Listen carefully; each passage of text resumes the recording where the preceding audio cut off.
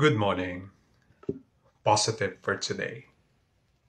Let's conclude these love learnings.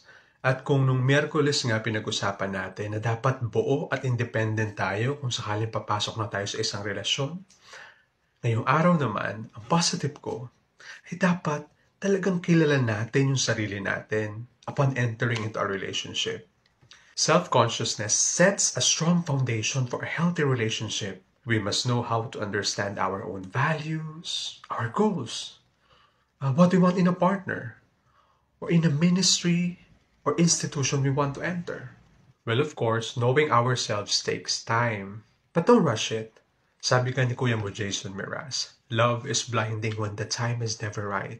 Be patient on yourself. Kailangan mong mapagdaanan yung iba't ibang karanasan, painful experiences, brokenheartedness, learning and healing process para tuluyan mong makilala yung sarili mo.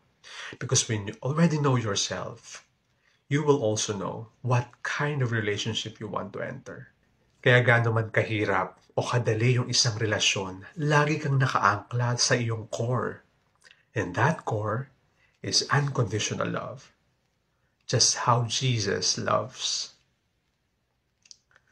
Love, love.